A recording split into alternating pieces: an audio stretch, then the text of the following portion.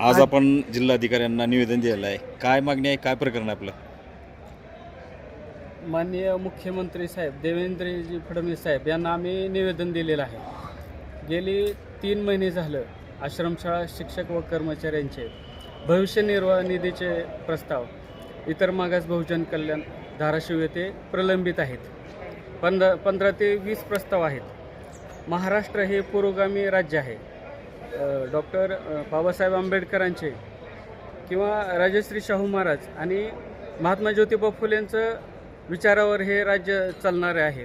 परंतु शासन आणि प्रशासन वेळोवेळी आश्रमशाळा शिक्षक व कर्मचाऱ्यावर सतत अन्याय करत आहे आणि पिळवणूक करत आहे. आम्ही गेल्या 2 वर्षाखाली सुद्धा असेच निवेदन दिले होते की त्यावेळेससुद्धा 40 ते 50 आश्रमशाळा शिक्षक व कर्मचाऱ्यांचे भविष्य निर्वाह निधीचे प्रस्ताव 1 वर्ष झालं प्रलंबित होते. हे भविष्य निर्वाह निधी हा मिळणं अत्यंत आवश्यक असते, कारण मुलामुलींचे लग्न असतात, नवीन प्लॉटची खरेदी, बांधकाम घराचं बांधकाम किंवा बांधकाम दुरुस्ती असते.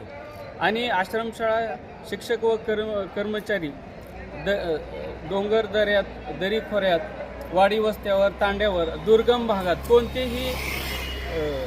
कोणतेही साधनाची सुविधा नसताना अहोरात्र वीट कामगार, दलित, अनाथ किंवा आदिवासी किंवा ऊसतोड कामगार, वीटभट्टी कामगार अशा विद्यार्थ्यांना अहोरात्र ज्ञान देण्याचं काम आश्रमशाळा शिक्षक व कर्मचारी करतात.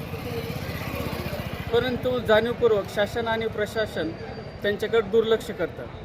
जर आमचा हे मागणी मान्य झाली नाही तर आम्ही संपूर्ण धाराशिव जिल्ह्यातील आश्रमशाळा शिक्षक व कर्मचारी 16 एप्रिल रोजी माननीय जिल्हाधिकारी कार्यालय धाराशिव समोर तीव्र आंदोलन करतील याचे गांभीर्याने नोंद घ्यावे. ठीक आहे, आपण निवेदन दिलं होतं. निवेदन देताना अधिकाऱ्यांना काय बोलणं झालेलं होतं, आता निवेदन का दिलं? कारण वरून निधीचाच तरतूद झालेली नाही आणि हा हक्काचा आश्रमशाळा शिक्षक व कर्मचाऱ्यांचा निधी आहे की त्यांच्या दरमहा पगारातनं तो निधी कपात होतो आणि त्यांच्या उशाचा पैसा आहे त्यांना मिळालाच पाहिजे.